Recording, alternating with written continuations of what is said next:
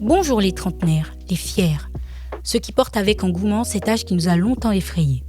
Bienvenue chez les fiers trentenaires, votre nouveau podcast où l'on parle de la vie, des défis et des moments qui façonnent une trentaine optimiste, épanouie et forte. Je suis Darlène, une trentenaire qui a longtemps attendu de vivre enfin cette tranche d'âge et qui se dit fière d'y être arrivée. Ensemble, nous discutons en toute bienveillance et sans tabou de sujets variés.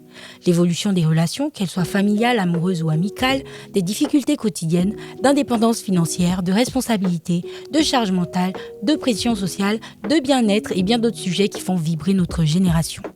Si vous aussi avez envie de célébrer cette période intense de la vie et de vous inspirer pour avancer avec confiance, vous êtes au bon endroit. Préparez-vous donc à embarquer pour une aventure pleine de couleurs, de rires et de découvertes. Les fiers trentenaires, c'est votre rendez-vous incontournable pour vivre la trentaine à fond. On pense souvent que le temps guérit tout, mais le traumatisme, lui, ne connaît pas d'horloge, malheureusement. Comme les cicatrices sur la peau, les blessures de l'esprit laissent des preuves de leur passage.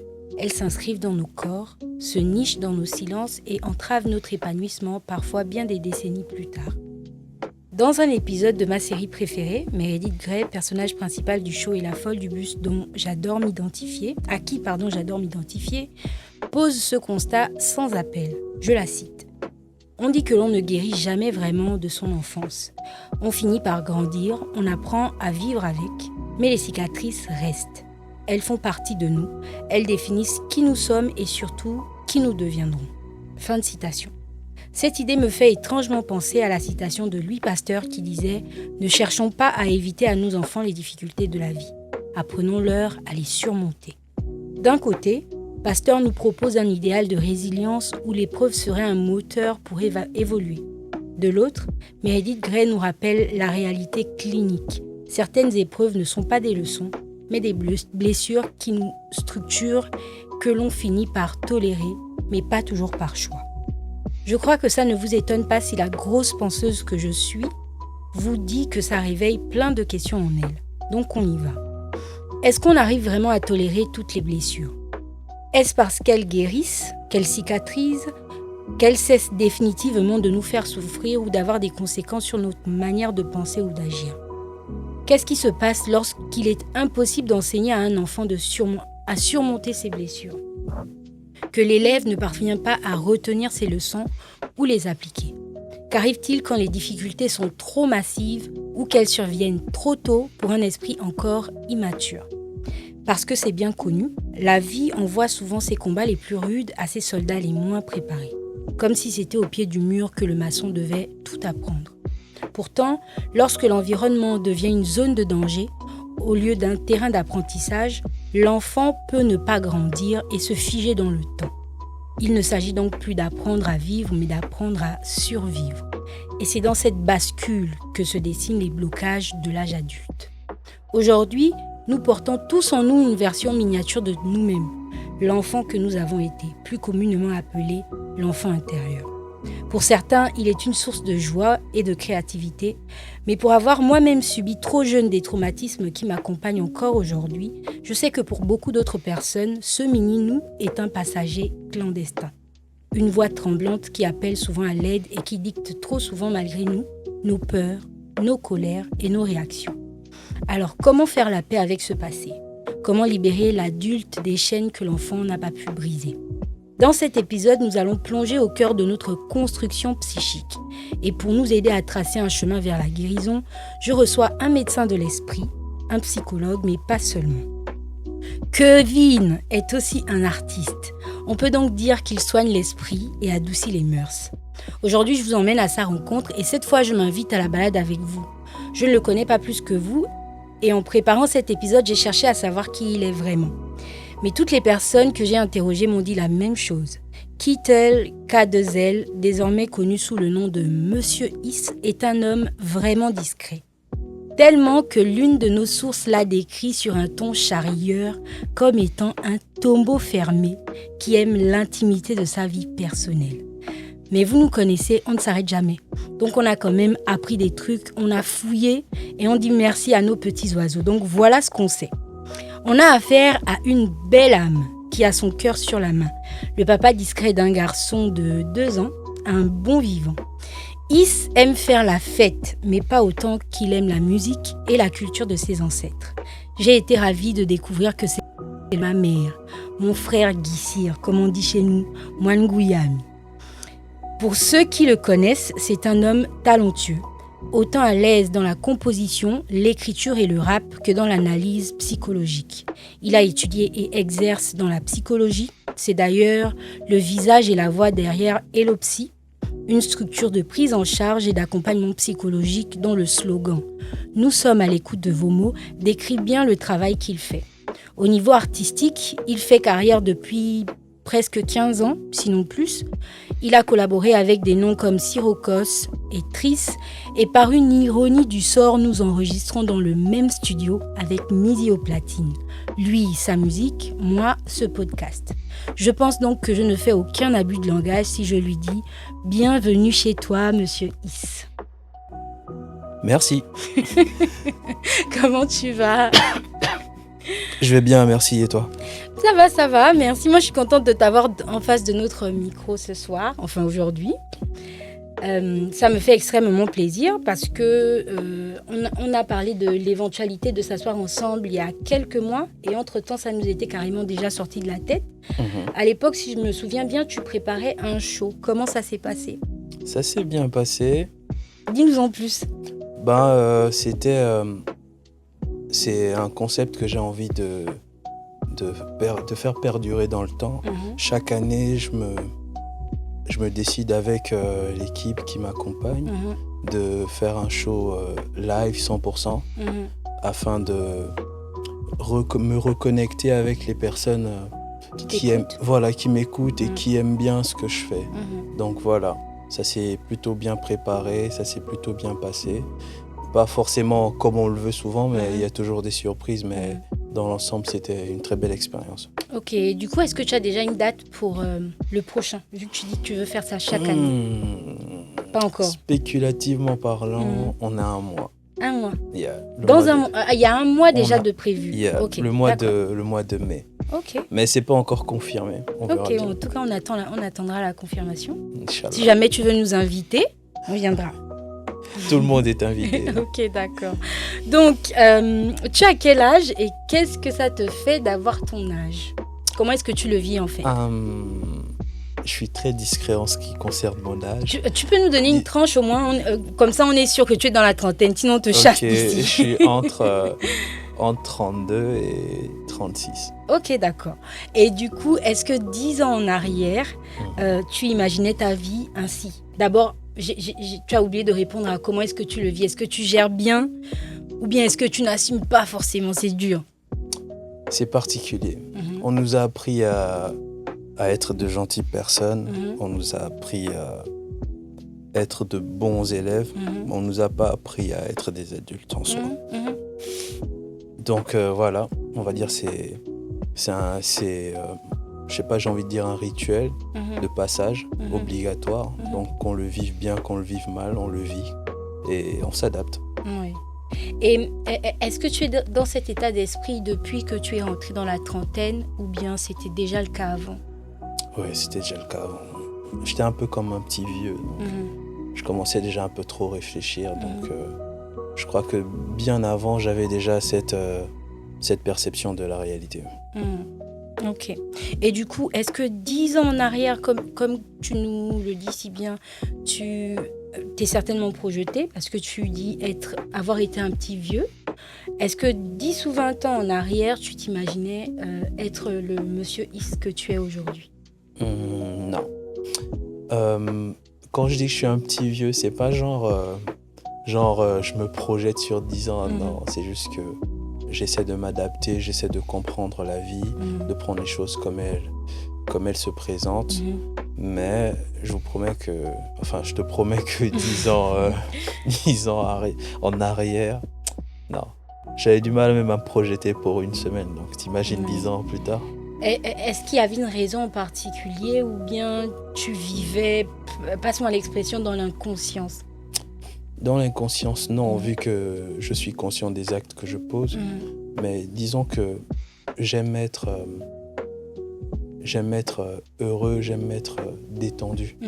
Et trop réfléchir fait en sorte qu'on se pose trop de questions, et trop de questions déstabilisent le petit peu de bon temps que tu as la possibilité d'avoir là actuellement, on va dire. Ça favorise plus de l'anxiété qu'autre chose en fait. Donc j'essaie de faire comme les enfants, c'est-à-dire là sur le coup, si je suis heureux, je prends du bon temps. Demain on verra bien, de toute façon je fais confiance au processus. Donc. Et du coup, si je comprends vraiment, c'était en mode cueille le jour quoi. Carpe diem.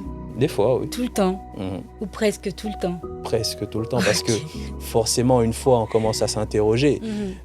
À quoi on va ressembler dans 10 ans? Qu'est-ce qui va se passer? Après, tu as le petit pincement qui te vient au niveau du ventre. Après, tu te dis, bon, on verra bien dans 10 ans. Okay. Sur le coup, on laisse comme ça. Ok.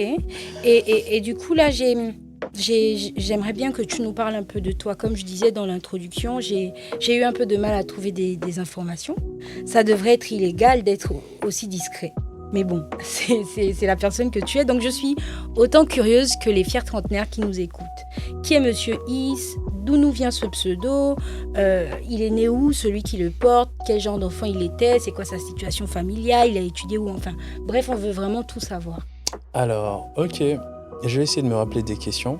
Parce que j'ai pas si tu veux, je te les rappelle. Ouais, on va faire ça comme ça. Donc... on va faire ça comme ça. Alors, c'est qui Monsieur Is? Alors, Monsieur Is est un fier trentenaire qui est psychologue et artiste en même temps. Dans le côté artistique, je fais dans la composition, je fais dans l'écriture, je fais dans l'interprétation, je fais presque dans tout. Et dans le côté psychologique, je travaille dans une école privée de la place et parallèlement dans un cabinet aussi. Et voilà. Je crois que pour l'intro, okay. Ça va. Alors, avant de parler de toi en tant que Monsieur Is le psy, ou l'artiste, pardon, j'ai envie de savoir où est-ce que tu as étudié, quel a été ton parcours scolaire pour pour devenir psychologue. Pour devenir psychologue au Gabon, là je fais la publicité, il faut avoir un bac déjà. Littéraire, scientifique. Qu'importe. Ok. C'est plus par vocation que par discrimination de papier. On s'inscrit en faculté de lettres.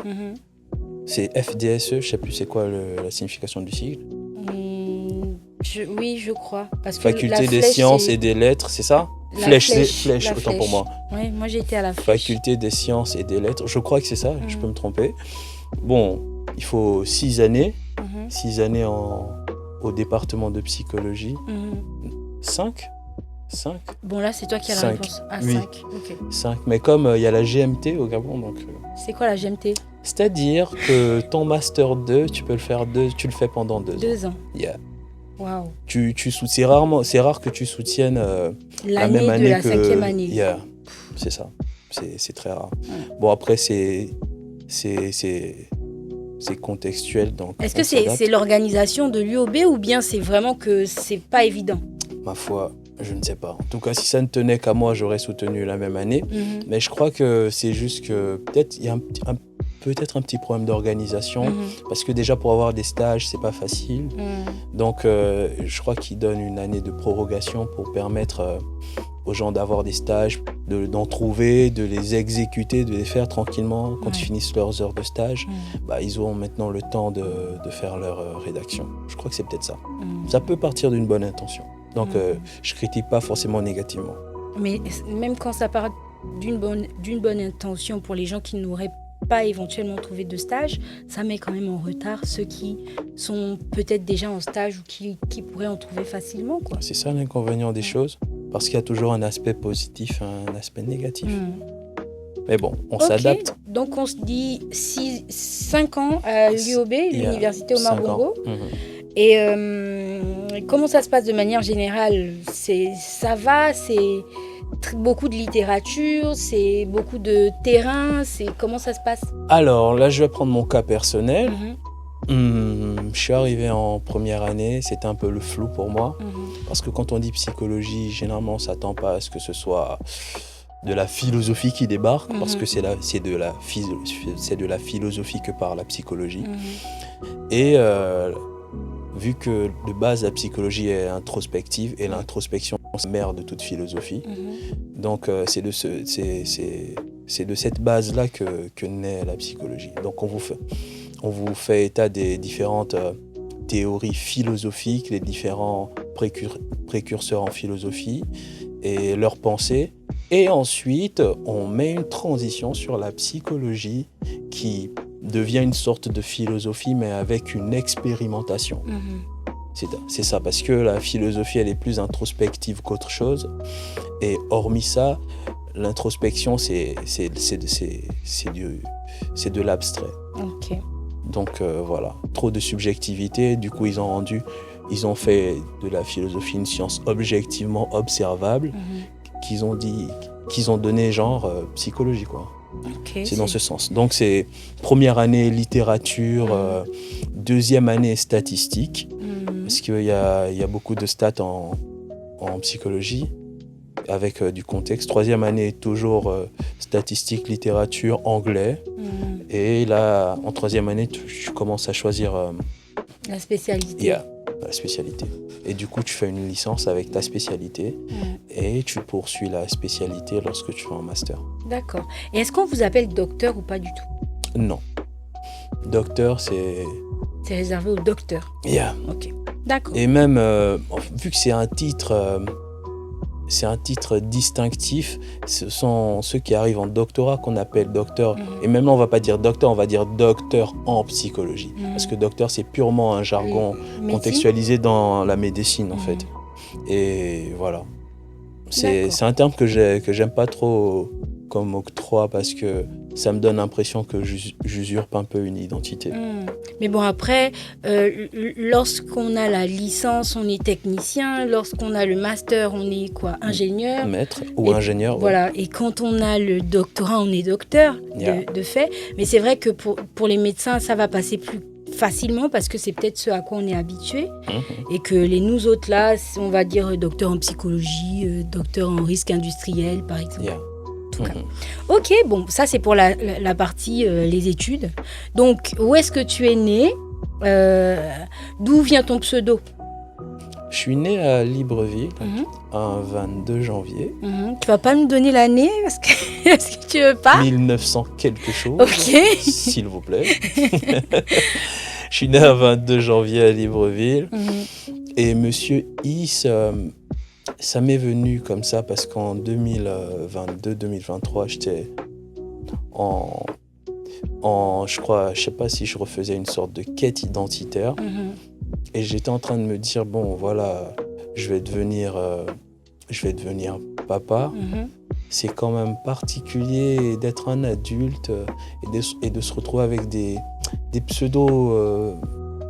Et Kittle K2L, c'est un pseudo que j'ai pris quand j'étais en CE2. Ouais, j'ai commencé à écrire. Le premier texte, c'était en CE2. Je ne sais en quelle année, ma foi. On était en mode, oui, on veut ressembler à des Américains, on veut quelque chose qui claque. On avait besoin de prouver je ne sais pas quoi. Donc, même lorsque tu arrives avec des textes, tu mets toute la technique, de l'ego trip, etc. Et après, une petite pause, parce que ma carrière elle est assez particulière, elle est assez aléatoire. Je me suis dit, en 2023, je vais faire une nouvelle musique, mais je n'ai pas envie de sortir sous ce nom. Parce qu'on est appelé à rentrer dans le monde du travail, à plus se responsabiliser. C'est pas intéressant de se retrouver avec des noms comme ça. Lorsqu'on est par exemple dans des administrations ou dans des endroits particuliers, du coup je me suis dit, bon, je vais chercher un autre pseudo et je me suis arrêté à Monsieur Is. Monsieur Is comme Monsieur Isembe. Is qui est le diminutif de mon nom, Isembe. Ok, et Isembe, c'est relié à la chanteuse Emma Isembe? C'est une cousine. Ah, ok, d'accord. Donc c'est l'art chez vous, c'est de famille. L'art et plein d'autres choses. Pas que de la musique, il y a de la peinture, il y a Adeline Isembe qui est excellente aussi dans son domaine peintre, il y a Jean-Lucie Isembe Bref, on est beaucoup. C'est bien ça, c'est bien. Junior Isembe aussi, rappeur. Ok. D'accord. Et donc, quelle est la situation familiale de Monsieur Issin? Monsieur On sait qu'il est papa. Est-ce qu'il est marié, célibataire? Monsieur Is est papa et en couple. D'accord, ok. Donc voilà pour ce qui est, on te connaît un peu mieux. Hein, on sait où tu as étudié, on sait où tu es né, on connaît ta situation familiale, etc. Et maintenant, j'aimerais préciser un peu ce qui t'emmène ici. Donc, lorsque j'enregistre le premier épisode, enfin avec un invité, l'épisode 2 de la saison 1, je crois que tu es au studio pour préparer ton concert, comme je disais plus tôt. Et Marcel, connaissant le principe de notre podcast, te propose comme profil pour venir parler de psychologie. Et du coup, avec le thème que j'ai envie qu'on aborde aujourd'hui, notamment les traumatismes de l'enfance, je me suis dit qu'il était nécessaire qu'on ait un psychologue et par hasard, je tombe sur un de tes TikTok sur lequel je laisse de suite un commentaire et puis tu te portes volontaire et donc vraiment aujourd'hui, j'ai envie qu'on parle psychologie mais surtout psychologie de l'enfant et puis éventuellement de tout ce qui va impacter les adultes que ces enfants-là vont devenir. Donc, grâce à notre premier invité, on a découvert la différence entre un psychologue, un psychiatre, un pédopsychiatre et le reste là. On a aussi découvert qu'il y a différents types de psychologues. Donc, il y a des cliniciens, ce qui est le cas de Marcel, il y a des psychologues sociaux, il y a des neuropsychologues, il y a des psychologues du travail, etc. Toi, tu es quel type de psychologue et en quoi consiste ton travail? Alors, dans ma spécialité, j'ai fait d'abord une licence en psychologie du développement et de l'éducation. Sauf que lorsque je suis allé en master, on a ouvert une nouvelle branche à l'université. Ok. Et cette nouvelle branche a pour particularité d'inclure la clinique dans la psychologie du développement. On va dire que je suis une synthèse de la clinique et du développement. Alors, la spécialisation, c'est cognition, langage et clinique développementale. Alors, moi, ça me fait penser aux orthophonistes. Ça a à voir ou pas du tout? Ça a quelque chose à voir, mais pas dans la même application, je voulais dire. Les orthophonistes se concentrent sur l'organe phonatoire et la mémoire, je pense. Parce que ils intègrent des banques de données, c'est-à-dire des mots, des sons, pour que la personne puisse répéter, ils font appel à la mémoire. Et nous, quand on travaille sur le langage, on fait référence à la faculté de langage, c'est-à-dire la caractéristique elle-même. Est-ce qu'il y a une compréhension des mots après les mots? Est-ce que cette faculté est développée? Est-ce que ça répond aux interactions? Est-ce que ça répond à un langage verbal, un langage non verbal, etc. Je crois que l'orthophonie, c'est plus relatif à...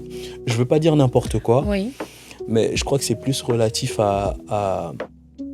au langage verbal, au langage verbal qu'autre chose, je crois. D'accord. Et donc, tu exerces depuis quand? Et comment ça se passe? Est-ce que c'est un travail qui te plaît? Ou bien, je sais pas, tu as étudié donc tu te retrouves dedans? Ça dépend. Ça dépend des jours. Il faut que ça je fasse dépend une de qui? petite confidence. Si j'avais eu une très bonne proposition artistique, c'est-à-dire un bon label qui aurait fait en sorte que je puisse faire plein de concerts, parce que moi j'aime beaucoup les concerts, voilà. Qui aurait fait en sorte que je puisse faire plein de concerts, plein de tournées avec des assurances en ce qui concerne les contrats. Je crois que je n'aurais peut-être pas continué en psychologie. Mais j'aime bien la psychologie, je ne vais pas mentir, j'aime beaucoup. C'est quelque chose dont je peux parler tout le temps comme ça, même sans regarder le temps passer. C'est juste que c'est assez particulier. Ok. Rappelle-moi, c'était quoi la question? Depuis quand tu exerces et comment est-ce que ça se passe? Ça se passe plutôt bien et j'exerce officieusement depuis 2022. Mais officiellement, je crois depuis 2 ans. 2 ans. Yeah. Ok.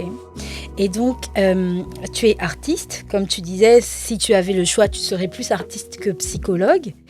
Moi, j'ai beaucoup écouté Yaraye ces derniers jours. Je crois que c'est ton morceau que je préfère être honnête. J'ai écouté, je crois, facilement 5 morceaux. Et puis, je me suis arrêtée sur Yaraye et je l'ai écouté en boucle.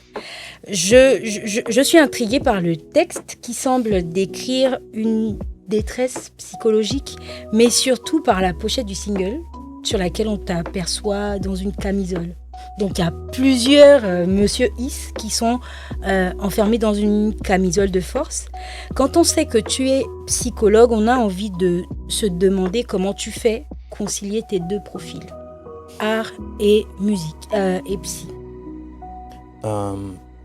Je crois que la psychologie, si je suis dedans, c'est parce que je la pratiquais peut-être sans avoir de base la formation nécessaire.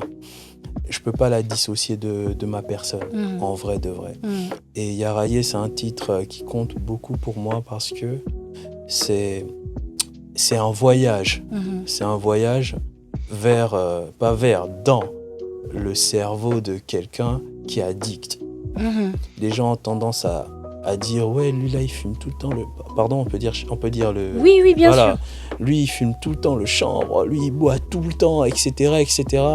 Et du coup ils aperçoivent qu'une phase visible de l'iceberg.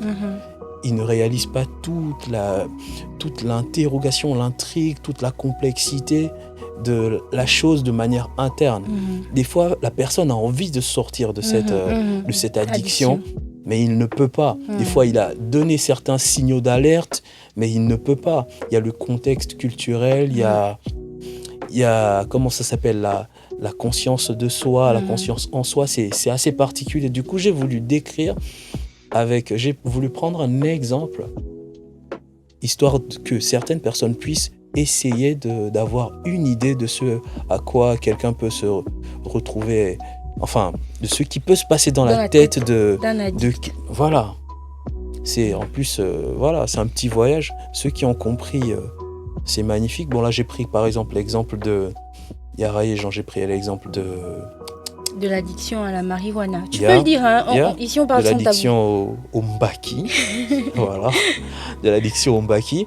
Mais ça peut être plein de choses. Ça peut être la kleptomanie, ça peut être, comment ça s'appelle ce truc-là ? Enfin, bref. Ça peut être la boisson, ça peut être autre chose, quoi. Voilà. Ok. Et donc, moi, quand j'ai reçu Marcel, je lui ai posé une question, parce qu'il a le même profil que toi. Marcel est aussi artiste, Marcel est psychologue, et j'ai envie de te poser la même question que lui. Et c'est pour ça que j'ai posé la question sur Yaraye juste avant. Il y a quoi dans la tête d'un psychologue ? Est-ce qu'à force d'écouter des gens malades, la folie a fini par te mailler la tête, pour faire un joli jeu de mots avec le titre d'un autre de tes morceaux? En vrai, moi je crois que, c'est mon avis, le psychologue c'est quelqu'un qui a beaucoup de maladies, ou du moins qui connaît ou qui a expérimenté beaucoup de maladies et qui fait en sorte que du fait qu'il ait eu une formation pour, on va dire, accompagner, sinon résoudre certains problèmes liés à ces maladies, ça fait en sorte qu'il puisse aider d'autres malades comme lui. Parce que tu ne peux pas parler de symptômes de fièvre avec autant de légèreté si tu ne les as jamais ressentis. Tu ne peux pas parler de dépression à quelqu'un si tu n'es jamais passé par ça. Voilà. La seule différence qui existe entre un psychologue, hormis le côté qu'on pense qu'ils sont peut-être un peu fous, et un être humain normal, c'est déjà que on est tous normaux. Voilà. On a tous des problèmes. C'est juste que la rapidité avec laquelle on résout nos problèmes mentaux est plus optimale que celle des gens normaux. Parce que si je traverse une dépression, je la ressens, je la vis.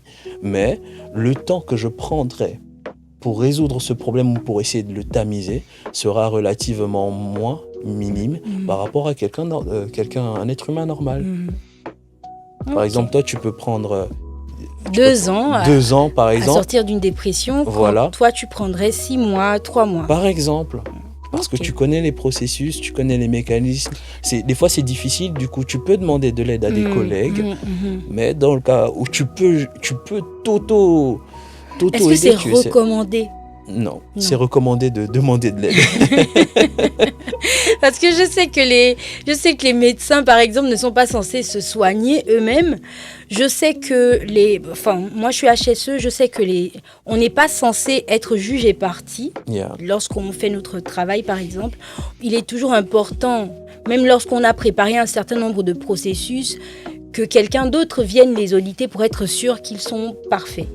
Yeah. Et du coup, moi, je me dis qu'un psychologue traite lui-même ses problèmes, est-ce qu'ils vont être aussi bien résolus que s'il se faisait aider? Non. Moi, je pense que non. Parce que je vous ai dit tout à l'heure qu'on est tous des êtres humains. Attends une seconde, qu'on mette bien les choses au clair. On a dit qu'on se tutoie. Ah oui, pardon. Parce que depuis, tu ne fais que lâcher des vous. C'est l'habitude, c'est l'habitude. Tu me vois comme une patiente. Pardon. Je t'ai dit qu'on est des êtres humains normaux, donc on a aussi le caractère subjectif. On n'échappe à rien, quoi. Ouais. On n'échappe pas à la nature. La nature, c'est la nature. C'est juste que y a certaines choses qui sont moins perceptibles, il y a certaines choses qui sont plus analysées que d'autres, en fait. Sinon, si je suis dans une situation de détresse, ben, je vais voir un professionnel pour ça. D'accord. Et comment est-ce qu'un psychologue se comporte devant un autre psychologue qui viendrait à lui comme un patient? Alors, il ne faut jamais avoir honte. C'est comme si tu allais chez le docteur et qu'au lieu de lui dire, je vais dire une bêtise, au lieu de lui dire que tu as mal aux fesses parce que tu es constipé, donc tu es allé trop aux toilettes, tu as mal aux fesses, tu vas cacher cette information et tu vas simplement lui dire, j'ai une petite constipation. Il va te dire, il a une petite constipation, je vais lui donner un petit laxatif, c'est tout. Alors qu'il y a peut-être l'irritation au niveau du sphincter. Et voilà, il aurait pu te prescrire une pommade, je sais pas, tu vois. Il faut vraiment, vraiment, vraiment, vraiment dire tout ce que tu as dans la tête sans tabou. Parce que si on ne sait pas ce que tu as, si on n'arrive pas à nommer ce que tu as, on ne peut pas t'aider. C'est ça un peu ça. Ok, en tout cas, ouais, merci. C'est un peu plus clair ce qu'il y a dans la tête d'un psychologue, enfin de ton angle de vue. Et c'est hyper intéressant. Surtout ça. C'est hyper intéressant. Donc, comme tu disais tantôt, tu as tendance à faire beaucoup référence à la psychologie quand tu rappes. Et moi, je suis intriguée de savoir si, à l'inverse, tu fais beaucoup appel à ton esprit artistique lorsque tu traites tes patients. L'esprit artistique, oui. Donc, à tes compétences artistiques, à tout ce qui est de... Dans l'esprit artistique, il y a l'improvisation. Il y a de la repartie, il y a ce qu'on appelle... oh là là, j'ai oublié ce terme. Oh là là. C'est de la rhétorique, quand tu sais toujours bien répondre. La rhétorique. Ouais, voilà. La répartie. Ouais, c'est ça. Donc, il y a ça, et il y a aussi l'inspiration. Parce que, généralement, les gens ne comprennent pas ce que tu essaies de leur dire. Du coup, tu t'adaptes à ces personnes. Genre, on va parler artistiquement parlant, c'est de l'improvisation. Et tu leur proposes une autre façon de voir les choses avec des exemples, etc. Pareil comme lorsque tu écris et que tu racontes des histoires dans tes chansons. Donc, je crois que c'est un peu mélangé. Je ne peux pas être psychologue sans être artiste, de même que je ne peux pas être artiste sans être psychologue. C'est pas possible. C'est une pièce de la même... En ce qui me concerne. Hein. C'est deux faces de la même pièce, comme on dit. Ok. Donc, est-ce que tu as déjà eu à traiter des enfants? De base, c'est ma spécialité. Ok, super. À main, donc, le pourcentage de tes patients mineurs, ça se rapprocherait de 70, 80, 90, 100? Je sais pas, hein, ma foi, je dirais 80, 90. Ok. Et du coup, en introduisant notre échange, j'ai parlé de traumatisme chez l'enfant comme d'une bascule qui peut faire que l'enfant va cesser de grandir ou qui devienne un adulte qui survit plus qu'il ne vit. Psychologiquement, qu'est-ce qui se passe dans le cerveau ou dans l'esprit d'un enfant quand son environnement devient une zone de danger ou simplement quand il subit un trauma? Ça dépend. Il faut comprendre que chaque être humain est unique. Du coup, sa façon de réagir à certaines stimulations de l'environnement diffère des uns comme des autres. Lorsqu'un enfant est traumatisé, s'il ne le verbalise pas, il peut l'exprimer de plusieurs manières. Ça peut être quelqu'un qui était très propre, mais qui commence à faire pipi au lit. Ça peut être un enfant qui ne parle pas, ou un enfant qui parle trop, alors qu'il ne parlait pas assez. Un enfant qui bouge un peu trop, alors qu'il ne bougeait pas assez, ou un enfant qui ne bouge pas, alors qu'il bougeait un peu trop. Donc c'est assez particulier. C'est un changement de comportement qui ferait en sorte déjà que le parent puisse avoir la puce à l'oreille pour dire écoute, mon enfant il est très turbulent et là je le trouve très réservé, ou mon enfant est très réservé, là je le trouve très turbulent. Il n'y a que de cette manière-là. Ils ne vont pas se mettre en mode ils vont pleurer, non. Ils vont simplement absorber, et la réaction de cette absorption pourra avoir les différentes caractéristiques des exemples que j'ai pu citer tout à l'heure. Et du coup, déjà, je pense qu'on aurait peut-être dû commencer par là. C'est quoi un traumatisme ? Bon, un traumatisme, c'est un choc émotionnel. Il peut être ponctuel, il peut être répétitif. C'est pour ça qu'il y a plusieurs traumatismes. Traumatisme de type 1, traumatisme de type 2 et de type 3. Là, je fais appel à ma mémoire scolaire. Donc, est-ce que quand tu fais appel à ta mémoire scolaire, elle peut t'aider à nous donner les définitions des traumatismes type 1, type 2, etc. Ou bien on peut dire qu'on envoie nos auditeurs chez Google. Non, on va essayer. Okay. Mais si je me trompe, n'hésitez pas à faire des commentaires. Je vais tous les lire. Alors, traumatisme de type 1, c'est un traumatisme ponctuel. Okay. C'est-à-dire, c'est vraiment mémoire scolaire. C'est-à-dire un accident de voiture. C'est pas quelque chose qui pourrait potentiellement se reproduire. Oui. Un accident de voiture, je sais pas, une grosse... Un accident immédiat, En tout cas, c'est un événement ponctuel qui a causé un traumatisme ou qui a donné une réaction particulière de la personne, que ce soit physiologique ou mentale. Ça peut être un gros goumin, mais que tu n'as jamais eu de ta vie. Oui. Et là, tu as eu un traumatisme. Traumatisme de type 2, c'est lorsque c'est un objet traumatique répétitif. Ça peut faire allusion à quoi ? Je ne sais pas, à une femme qui est battue, par exemple. Je crois que ça, c'est un traumatisme de type 2. Mais vraiment, vraiment, vraiment, je précise de mémoire, scolaire. Traumatisme de type 3, c'est lorsque c'est plusieurs événements différents et répétitifs. Par exemple, des personnes qu'on torture. On va venir, je sais pas, priver d'eau, de nourriture, donner différents chocs, mais de manière répétitive et sur le long terme. Il faut aussi préciser qu'il y a des traumatismes directs et indirects. Direct, c'est lorsque toi-même tu vis le traumatisme. Indirect, c'est lorsque tu vis le traumatisme à travers quelqu'un d'autre. Yeah. Okay. Donc c'est un peu ça. Ok. Et quels sont les traumatismes ou les types de traumatismes que tu as le plus enregistrés chez tes patients ? C'est pas des traumatismes en soi, parce qu'il ne faut pas ça peut s'accentuer, je ne vais pas dire m'appesantir, c'est trop, il ne faut pas s'accentuer uniquement sur les traumas. Il y a aussi des troubles. Ok. Donc moi je suis plus spécialiste des troubles que des traumatismes. Okay. Voilà, les troubles des apprentissages, par exemple, les troubles du comportement, troubles de conduite agressive ou alimentaire, etc. C'est dans ce sens-là où c'est plus mon domaine, mais ça ne veut pas dire que je n'ai pas les compétences généralisées pour traiter d'autres cas, en fait. Ok. Et alors, est-ce qu'il y a parmi ces troubles ou ces traumas des éléments qui sont selon toi liés à l'enfance ou qui étaient selon toi liés à l'enfance des patients que tu as reçus ? Alors là, ce sera particulier parce que mes patients, ils sont encore dans l'enfance. Ok. Mais en ce qui concerne des patients adultes que j'ai déjà eus, je crois que l'enfance, c'est la mère de toute structure. Du coup, s'il y a des altérations, il y a des troubles, des traumas liés à l'enfance, il y aura impérativement des répercussions à l'âge adulte. Mais le problème, c'est que ce qu'on appelle traumatisme, ça peut avoir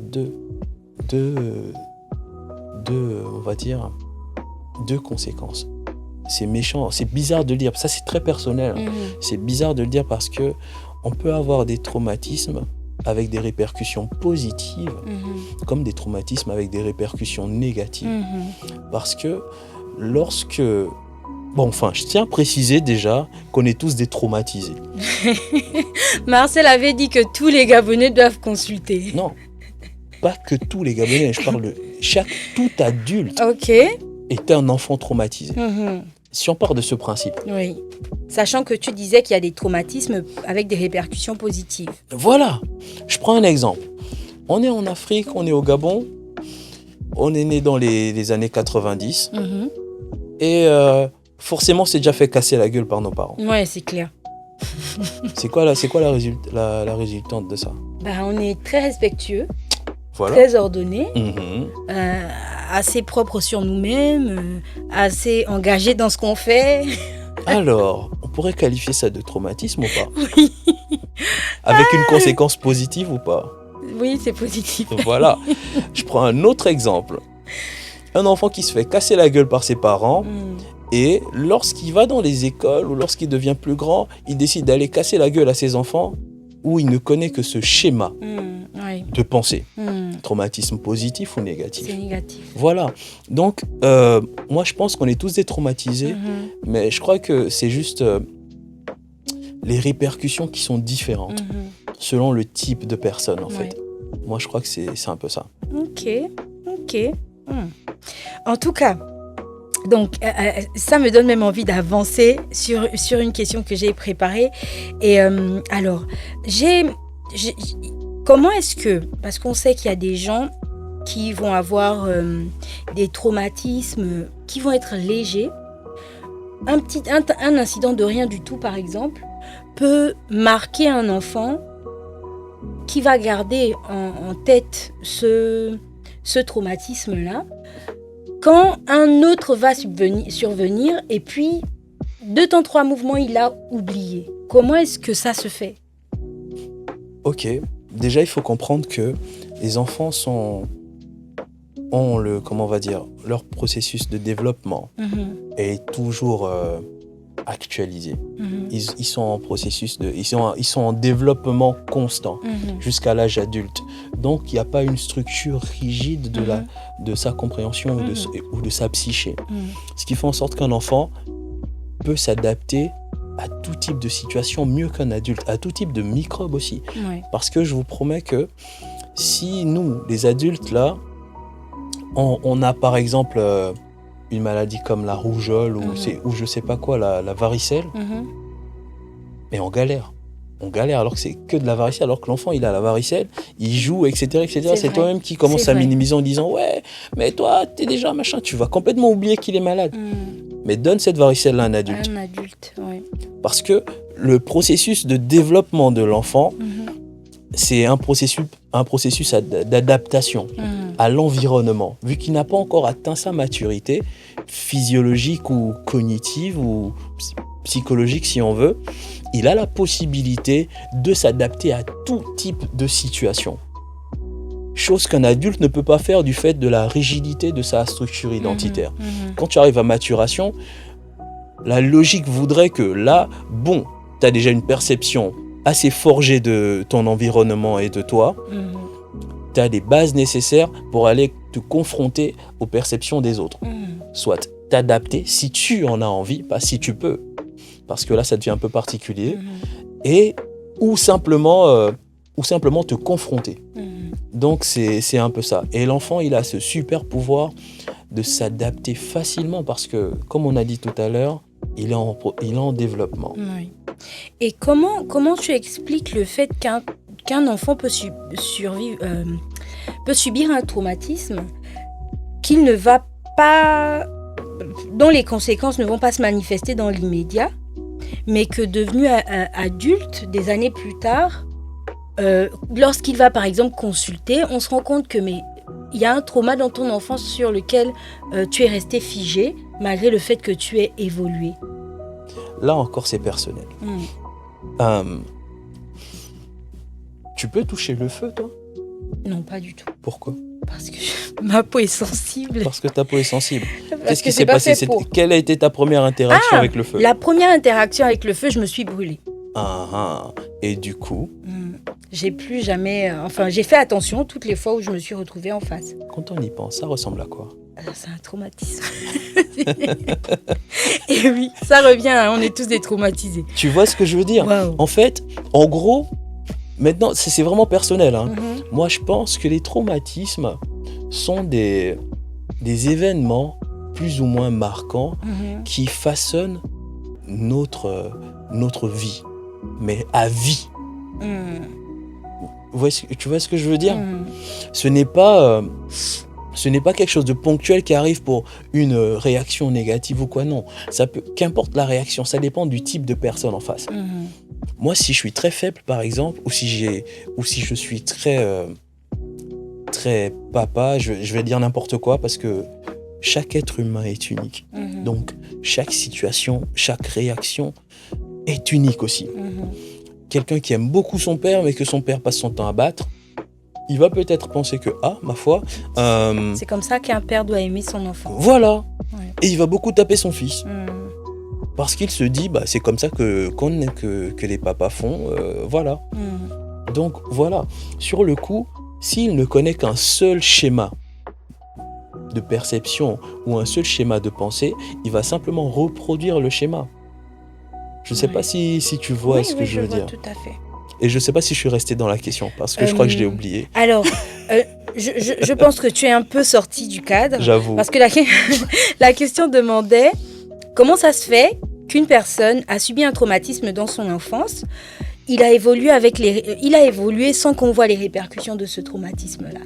Et puis un jour, le traumatisme qui s'était peut-être, je vais utiliser le mot endormi, se réveille et puis il devient quelqu'un d'autre. Et quand on se retrouve face à un psychologue, le psychologue lui dit « Mais il y a un traumatisme dans ton enfance que tu as subi, que tu n'avais pas soigné. » Non, t'inquiète pas. Okay. Que tu n'avais pas soigné et qui aujourd'hui se manifeste. D'accord. Lorsque tu vis un traumatisme, ton corps a besoin de se protéger. Et pour qu'il se protège, il active ce qu'on appelle des mécanismes de défense. Par exemple, si comment ça s'appelle ?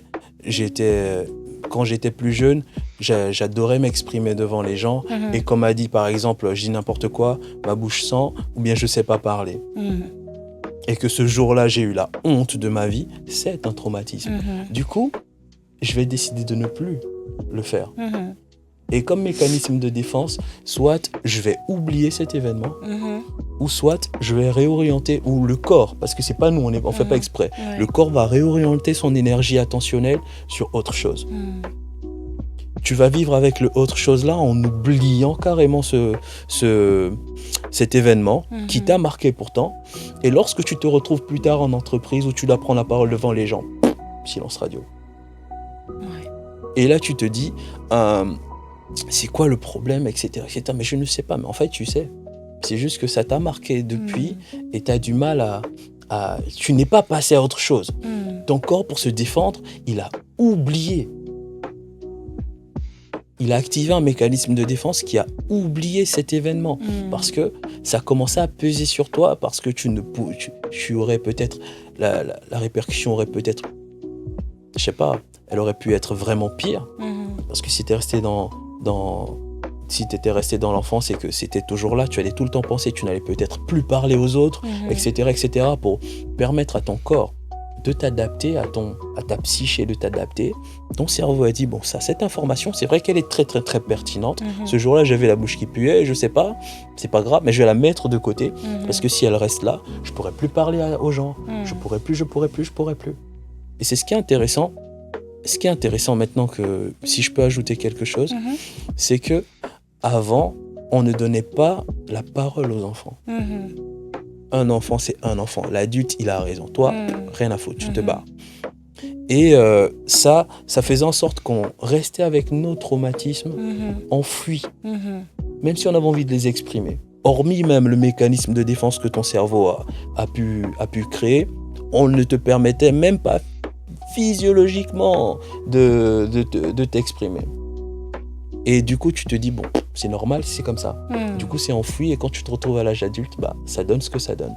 Maintenant, cette année, je dis n'importe quoi. Ces derniers temps, on va dire. Les parents qu'on est sont plus ouverts. Ils sont très attentifs, parce que ils réalisent que les choses ne sont pas aussi limitées qu'on le pense. Moi, étant petit, j'étais quelqu'un qui posait des questions à tout. Moi, si tu me dis, on ne fait pas ça, on balaie pas la nuit, je dis pourquoi. Si ce que tu me racontes là ne passe pas dans ma tête, je vais le faire. Je vais toujours balayer la nuit. Et là, on me disait, j'étais têtu, je comprenais pas, etc., etc. Alors que nous, voilà, je parle plus, là je parle, c'est contextuellement parlant. Là, je parle de notre éducation à la gabonaise. Alors que, parallèlement parlant, il y a un gars, on va lui dire, ouais, mais pourquoi je peux pas balayer la nuit? Parce que tu peux pas bien voir la poussière. Ah d'accord, ok. Du coup, je vais pas balayer la nuit. Vous avez vu le rapport? Vous avez vu le parallèle? Ouais. On accorde plus d'intérêt à ce que l'enfant dit parce que c'est un être humain. On accorde maintenant plus d'intérêt à ce que l'enfant dit parce que c'est un être humain à part entière. Est-ce que c'est pas aussi parce qu'on s'est rendu compte que la façon de faire de nos parents ne nous a pas rendu service? Ah, c'est ce que tu penses? Oui. C'est enregistré, non? Ta mère va écouter ça. Non, ma pauvre mère souffre avec ce podcast, franchement. Plus sérieusement, je pense que ça nous a fait du bien. Ça nous a fait du bien, mais la seule faille, c'était qu'ils n'ont pas assez accordé de l'intérêt à ce que nous, on percevait. Ça nous a fait du bien parce qu'on est des personnes traumatisées positives. Ouais. Mais ça nous a fait pas tout le temps, hein. Ouais. Pas tout le temps. On n'est pas que positivement traumatisés. C'est pour ça que j'avais le mais ça nous a fait du mal parce que ça a rendu rigide nos schémas de pensée. Et ce n'est qu'à présent. Et on se retrouve avec des tares, on se retrouve avec des mots. Et on va dire, c'est trop tard. Parce que quand un arbre est en train de pousser, il suffit de mettre un bois, l'attacher dessus pour qu'il soit droit. Alors que lorsqu'il a déjà pris des virgules, etc., c'est un tronc tordu, quoi. La seule option, c'est on peut plus le redresser. On va s'adapter à sa forme, quoi. En tout cas, moi, je pense que nos parents ont quand même manqué beaucoup de choses. Dans l'épisode dernier, j'ai reçu Joyce et Solomoni. Solomoni a dit quelque chose qui est hyper intéressant. Il a dit on est l'une des générations avec le plus de maladies mentales, en fait. C'est clair. Peut-être parce qu'on va un peu plus consulter que les autres, mais on est très malade. Et c'est généralement parce que soit les parents ont été trop durs, ou bien parce qu'il y a un parent absent. Donc, dans la majorité des foyers gabonais, tu vas rentrer, tu vas voir que la mère. La résultante, c'est souvent que les enfants se livrent aujourd'hui, au banditisme, à la drogue, à l'alcoolisme, etc., etc. Parce qu'il y a déjà un manque à la base de... la famille, c'est censé être le socle d'un enfant. Et le fait que la famille ne soit pas constituée comme elle devrait l'être normalement, on se retrouve à avoir des tares chez l'enfant qui évoluent et qui font de lui ou de ces enfants-là des adultes peu accomplis, peu, je sais pas comment dire, structurés dans leurs esprits, peu clairs, peu en paix avec eux-mêmes, etc. Moi, je suis convaincue que l'éducation qu'on nous a donnée était un peu trop stricte. Ça nous a limités sur plein de choses. Ça nous a limités sur la façon de voir la vie. Ça nous a limités sur même nos choix de carrière. Ça nous a limités sur la manière dont, moi en tant que femme par exemple, je vois la vie familiale. Donc on sait qu'une femme, elle peut aller à l'école, mais à la fin de son cursus scolaire, elle doit commencer à déjà penser éventuellement à se marier. Et que quand une femme se retrouve dans un foyer, il faut qu'elle n'oublie pas que la place de la femme, c'est bien dans la cuisine, malgré les diplômes qu'elle a.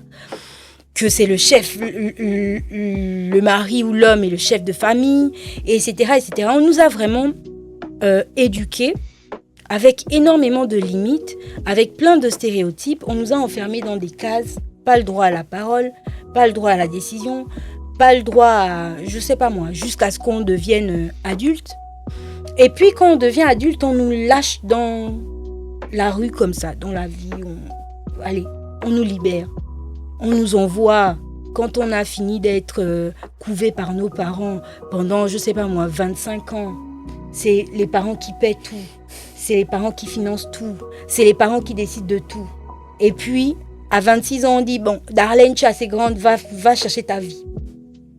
Donc, tu te retrouves à être un électron libre qui ne l'a jamais vraiment été. Dehors, tu ne sais pas t'affirmer parce que on t'a jamais laissé le faire à la maison. Les prises de décision, tu ne sais pas comment ça peut se passer parce qu'on t'a jamais laissé prendre une quelconque décision à la maison. Le choix de carrière que tu as fait, tu l'as fait plus ou moins parce que papa pensait que c'était mieux que... Voilà, il est mieux d'être médecin que d'être musicien. Même quand la médecine te demande 1000 ans pour avoir un diplôme, quand la musique te permet de gratter au moins, je sais pas moi, 100 000, 150 000 chaque semaine plus facilement. Donc je pense que l'éducation qu'on nous a donnée à l'africaine, à la gabonaise, je ne suis pas en train de dire que mes parents n'ont pas bien éduqué. Au contraire, mes parents ont fait du bon boulot, mais il y a des moments où je me dis, j'ai quand même grandi avec... T'es une traumatisée accomplie. Voilà. J'ai quand même grandi avec plein de traumatismes. Et s'il faut revenir sur l'un d'eux, c'est le fait qu'on nous oblige, nous, en tant qu'enfants, à pardonner. Pardonner ce qu'un adulte nous aurait fait, ce qu'un adulte nous aurait dit. Et puis quand l'adulte arrive à la maison, l'enfant n'a pas le droit de bouder. Malgré le fait que l'adulte se soit mal comporté envers cet enfant-là, l'enfant n'a pas le droit de bouder. Quand tonton Is arrive, Darlene doit venir lui dire bonjour. C'est obligatoire. Sinon, Darlene est impolie. Darlene, tonton Is est là. Est-ce qu'ils avaient tort? Non, ils avaient tort. Moi, je pense qu'ils avaient tort. Ils avaient tort dans le sens où, la manière dont on nous a éduqués, on dit que l'adulte ne s'excuse pas. L'adulte peut te faire quelque chose, il peut te faire du mal, il peut te parler comme si comme si ton humanité était inexistante. Et puis toi, tu dois considérer que c'est pas grave. Ok, je vais te donner un secret que même nos parents ne savaient pas. Ce qu'ils essaient de faire comprendre, c'est que lorsque tu es face à une situation plus forte que la tienne, ou à une sorte d'ascendance, tu dois plier. Ou descendre. Non, tu dois t'adapter. Non, c'est pas ce qu'ils nous demandaient de faire. Ils nous demandaient indirectement de plier. Je t'explique. Là, tout de suite, le président arrive, il te donne des ordres. Ton président de la République, il te donne des ordres. Qu'est-ce que tu fais? C'est le président. Ça dépend de l'ordre. Hein. Non, mais je dis bien, mais vraiment. Ça dépend de l'ordre. Là, on est dans un contexte particulier, quelque chose que tu ne veux absolument pas faire. Mais ça vient de l'autorité. Est-ce que je travaille pour lui d'abord? Non, je travaille pas dis pour bien lui. Ton président, ton patron. Alors. Si c'est le patron, il me paie pour faire un certain nombre de choses. Il me paie pour faire ce qu'il me demande de faire. Du coup, tu fais quoi? Je fais ce qu'il me demande de faire. D'accord. Mais lorsqu'on est en famille, on est d'accord que quand on est en famille, le contexte change. Tes parents te nourrissent. Oui, vite fait. Ah, vite fait. Pendant combien d'années, s'il te plaît, vite fait? Voilà. Tes parents te nourrissent. Tes parents te logent. Tes parents te plein de Je vois. Et du coup, tu paies cela en étant subordonné à leur perception. Pas vite fait. En fait, ce que tu dois comprendre, c'est que dans des confrontations, et là, je crois que c'est peut-être, ils savent même pas. C'est une leçon de vie que eux-mêmes ils ne savent pas. Dans des confrontations, lorsque tu es face à un problème ou même à un traumatisme, ça retombe dans le contexte, ça ne sert à rien de t'appesantir là-dessus. Ça ne sert à rien d'aller contre la nature d'une certaine manière. Je m'explique. Le passé, tu peux le porter de deux manières. Soit, vous avez vu les Dalton ? Oui. Voilà, quand les Dalton sont en prison, ils ont toujours un gros boulet attaché à leur cheville. Le passé, tu peux le porter soit comme ça, ou tu peux le porter soit comme un manteau. Si tu portes le passé comme un manteau, et que le manteau est saisonnier, tu peux l'enlever à n'importe quel moment et porter d'autres habits. Mais si tu portes le passé comme un boulet, tu vas le tirer jusqu'à la fin de ta vie. Et là, excuse-moi, ça revient à la question que je me suis posée par rapport à la prise de position de Louis Pasteur. On enseigne aux enfants à passer outre leurs traumas, les difficultés, etc. Mais si l'enfant est trop immature pour réaliser que l'enseignement est bénéfique, comment ça se passe ? Ça se passe comme ça s'est passé avec tes parents parce que tu étais trop immature pour comprendre certaines choses, ils te les ont imposées. Ils me les ont imposées et aujourd'hui, maintenant que j'ai le droit de décision, toutes les personnes qui m'ont plus ou moins obligée à pardonner lorsque j'étais enfant, je les ai simplement éradiquées de ma vie, supprimées, bloquées, voilà. Pardonner, c'est quoi ? Pardonner, c'est passer outre. Non, je vois où tu veux en venir. C'est pas du tout ce que j'ai fait. Non, c'est pas du. Je leur ai pas pardonné. Je veux que tu répondes à tes questions. Et je veux que tu répondes toi-même à tes questions et à tes interrogations. Je vais juste t'orienter. Pardonner, c'est passer outre une action, évoluer, je sais pas, revenir à de meilleurs sentiments. D'accord. Il y a ça aussi, revenir à de meilleurs sentiments. Mais est-ce que je suis revenue à de meilleurs sentiments ?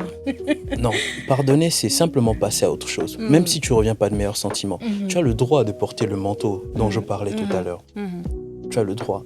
Mais si tu le portes tout le temps alors qu'il fait chaud, qu'est-ce qui se passe ? Tu commences à transpirer, ça commence à devenir toxique pour toi. C'est pour ça que pardonner, c'est passer par-dessus. Un adulte t'a fait du mal ou tu as fait du mal à un adulte et l'adulte te confronte ou te bat. Rester dessus va focaliser ton énergie attentionnelle sur un aspect négatif alors qu'il y a tellement de choses positives autour. L'adulte qui t'a tapé là, c'est lui qui t'a acheté le pain au chocolat il y a une semaine. C'est le même qui t'a donné le joli cadeau de Noël. C'est le même qui t'a offert la jolie petite poupée pendant tes anniversaires, tu vois. Et là, tu te braques uniquement sur cet aspect-là, sur cette perception négative de ton interaction avec lui. Et tu développes à partir de cette mauvaise base. Et on sait tous que lorsque les fondements d'un bâtiment sont mauvais, il finit par s'effondrer. Ouais. Tu vois ce que je veux dire ? Je suis d'accord avec toi quand tu dis que nos parents nous ont failli. Dans le sens où ils voulaient de notre bien, mais ils ne nous ont pas considérés comme des êtres humains à part entière. Ils auraient dû nous expliquer les choses pour nous dire que là, par exemple, si je te tape parce que tu rentres tard, c'est parce que les enfants, on peut les kidnapper ou tu peux te faire braquer, etc., etc. Est-ce que tu as envie de te faire braquer ? Tu sais c'est quoi se faire braquer ? Internet, tac, tac, tac. Tu vois ce qui s'est passé ? Tu as vu le fait divers là ? C'est pour ça que je n'aimerais pas que tu ailles. Mais ils nous ont simplement dit, écoutez, Soleil est là, on va là. Tu vois ce que je veux dire ? Petit truc, attends, mais t'es arrivé en retard encore, boum. Ou bien, je veux que tu sois docteur. Ils vont pas te dire que parce que la vie est assez compliquée, les docteurs ils gagnent bien leur vie, etc., etc.